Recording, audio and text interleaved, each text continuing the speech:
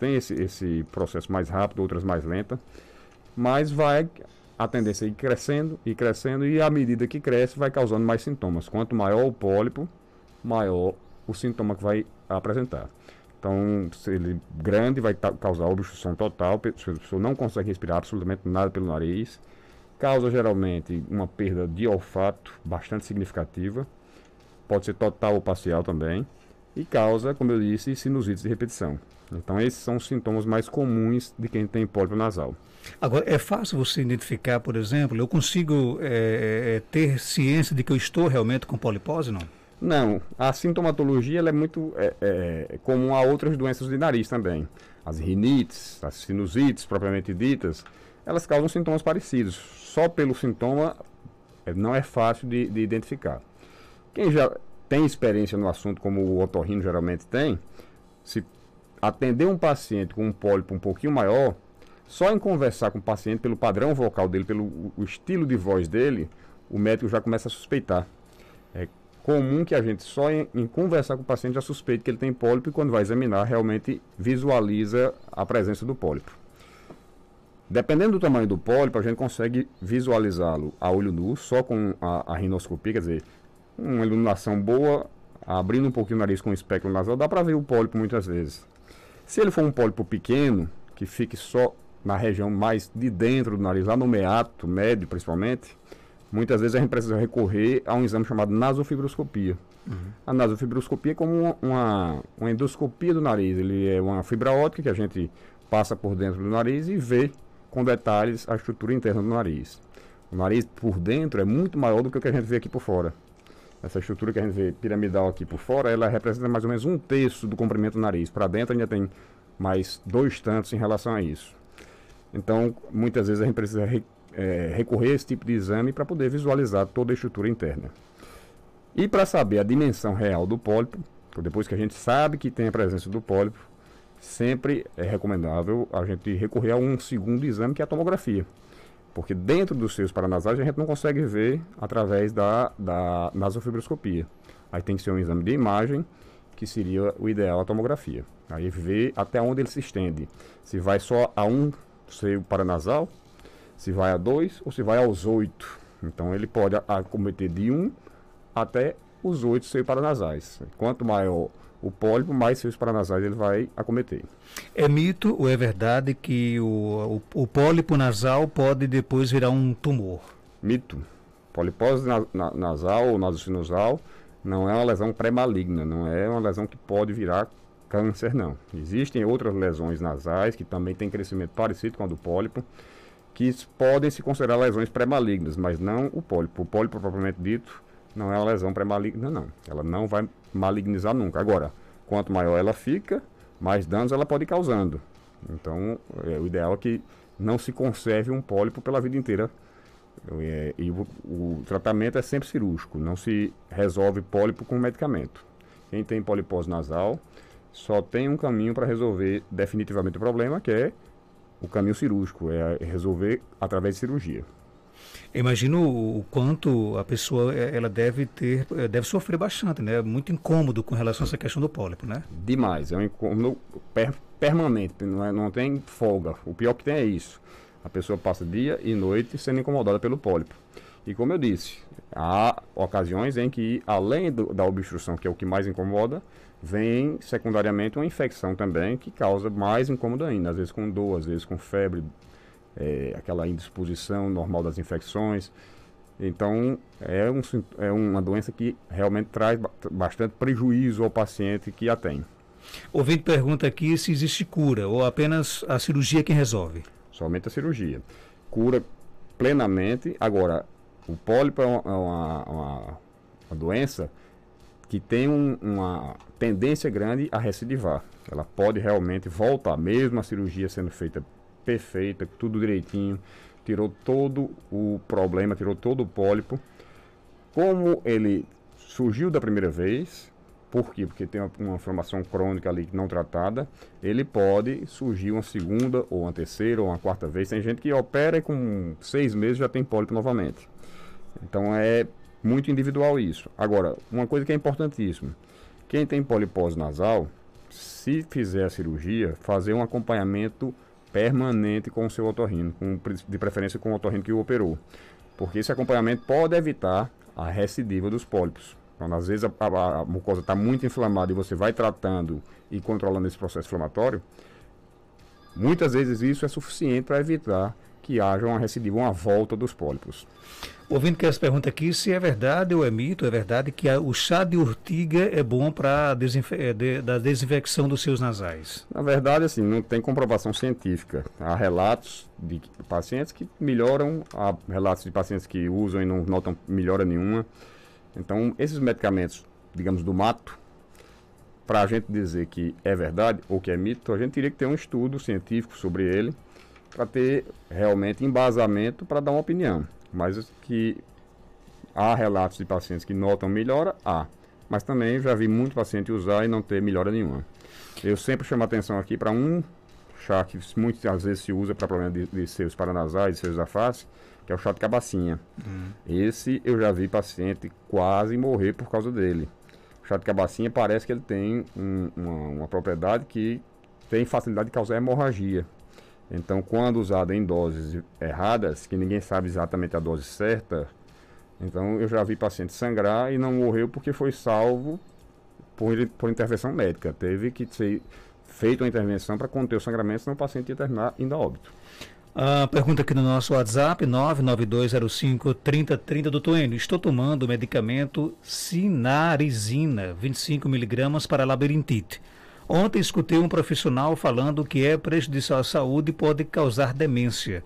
Queria saber do senhor por quanto tempo eu devo tomar e quantas vezes ao dia para não fazer tanto mal para a minha saúde. Vamos lá, Sinarizina é um medicamento seguro, se bem usado, se bem acompanhado. Não se deve se automedicar com esse tipo de medicamento. Os medicamentos para as labirintopatias, como um todo, como as labirintites, que o povo chama, alguns deles têm que ser usados com parcimônia. Não é demência que ele causa, ele pode predispor a tremores, tipo Parkinson. A pessoa que tem Parkinson treme, a pessoa que usa esses medicamentos por longo prazo também tem tendência a ter tremores e exacerbar os sintomas de Parkinson também. Então, realmente, eu recomendo que ela não fique se automedicando, que procure um atendimento médico, veja se realmente esse é o medicamento mais indicado para ela. Dose de medicamento não convém a gente estar dizendo aqui, porque depende de cada caso. Então, seria adequado que ela fizesse um acompanhamento médico e não se automedicasse, tá certo? Tempo curto, não se usa Sinarizina por anos, então a gente tem que usar por tempo curto. Quanto mais curto, melhor. E aí, esse tempo, quem vai determinar é como está o paciente e esse acompanhamento que eu recomendei. Outra pergunta, Marcos Santos pergunta, doutor Enio, todos os dias amanheço com o nariz entupido, né? O que é que pode ser? Vamos lá, qualquer processo inflamatório do nariz pode causar isso. As famosas rinites, as sinusites, os pólipos, como eu falei há pouco tempo. Então, são as causas mais comuns de obstrução nasal. Desvio de septo, então pode ser qualquer uma delas e pode ser mais de uma associada. Dentro do nariz, como eu disse, tem essa estrutura normal que é o corneto, ou o cartucho que o povo chama. Todo mundo tem o corneto. Quando ele inflama, ele aumenta de volume, ele aumenta de tamanho. Então, aquele espaço que era para existir para a pessoa respirar, o espaço livre, o corneto aumentando de volume, ele vai causar a diminuição desse espaço ou até a eliminação total desse espaço. Aí quando obstrui completamente ou parcialmente o nariz. Isso falando em estruturas normais. Quando surgem os pólipos, aí ele também ocupa essa região e é uma outra alteração. Desvio de septo, que é essa parede dividida do nariz no meio, ela pode ser desviada, pode ser torta para um dos lados ou até para os dois, fazer um S. E isso também pode causar obstrução, principalmente quando é associado à hipertrofia, ao aumento do tamanho do corneto. Então realmente não dá para saber o que é que ele tem. Da mesma forma que da paciente anterior, seria bom ele ser avaliado, diagnosticado e tratado. A maioria dos problemas de obstrução nasal tem tratamento só com medicamento, resolve com medicamento a grande maioria. Alguns poucos precisam de intervenção cirúrgica para a solução definitiva do problema. O ouvinte conta o seguinte, doutor Enio, é normal ter alergia à água gelada? Não é propriamente uma alergia que ela tem à água gelada. Quem tem alergia, quem tem rinite, quem tem essas alergias, o corpo da gente está a 37 graus na temperatura interna. Na hora que você consome um líquido muito gelado, seja água ou qualquer outro, é normal que haja uma piora da sintomatologia da rinite. É bastante comum isso. E é uma coisa relativamente fácil de ser evitada. Então, se a pessoa nota que piora dos seus sintomas com água gelada, misture um pouquinho a água que resolve o problema, pelo menos relacionado a esse fator exógeno, a esse fator externo, digamos assim. Nesse caso, por exemplo, eu evito muito a água gelada porque é impressionante. Se eu tomar água gelada ou beber qualquer... se eu ingerir gelo, no outro dia amanheço com a garganta irritada. Isso é de pessoa para pessoa, por exemplo? Varia de pessoa para pessoa. Tem gente que suporta muito bem essa variação de temperatura, mas que nunca a gente pode dizer que é o ideal, a gente está submetendo nosso organismo a isso. Não é o ideal. Se você jogar um líquido a 0 grau, a 2 graus, numa garganta que está a 37 graus, é um choque térmico, e se a gente puder evitar, melhor. Então, esse é um cuidado para o dia a dia, não só para você que usa profissionalmente a voz, mas para todos nós.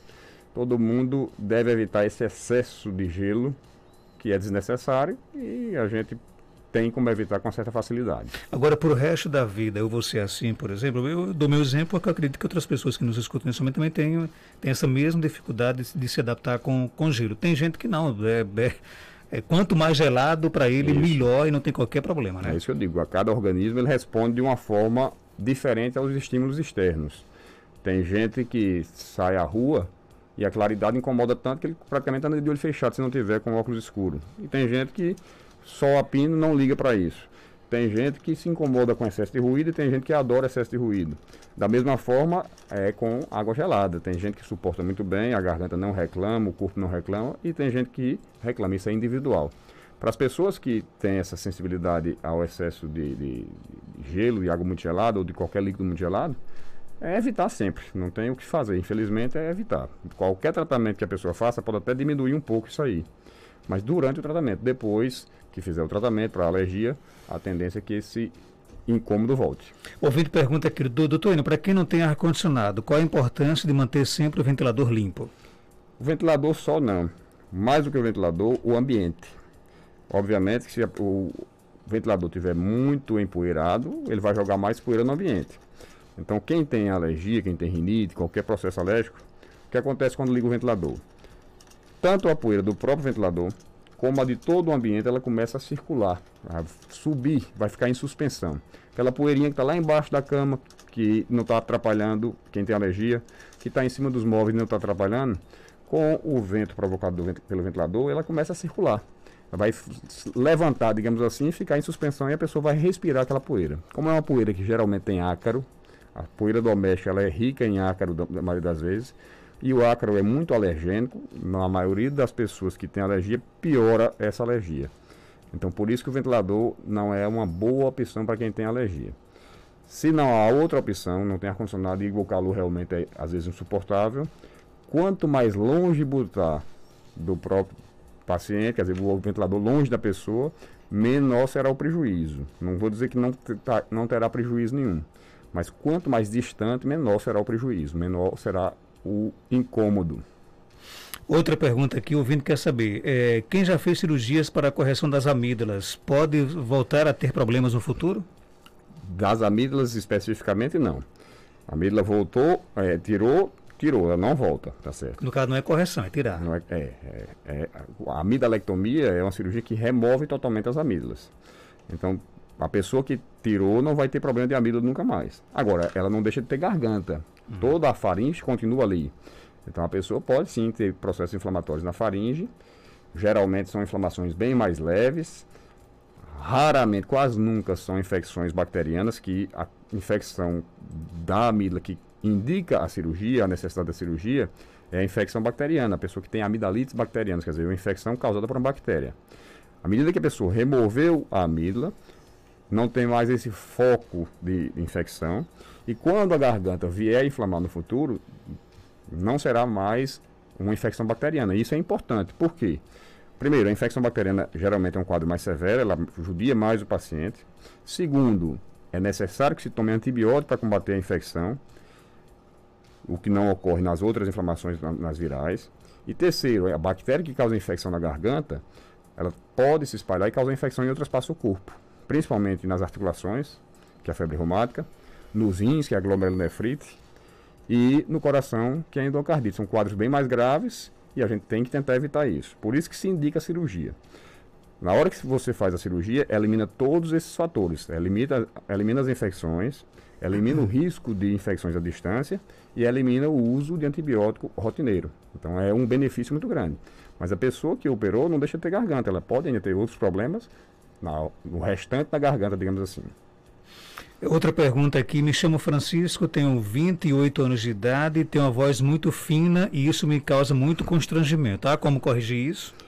Normalmente esse é um problema que deveria ter sido tratado na época da muda vocal. Quer dizer, na hora que rapazinho, começou a mudar a voz. Com fonoterapia podia ter sido bastante beneficiado, digamos assim, ter feito um tratamento que beneficiasse.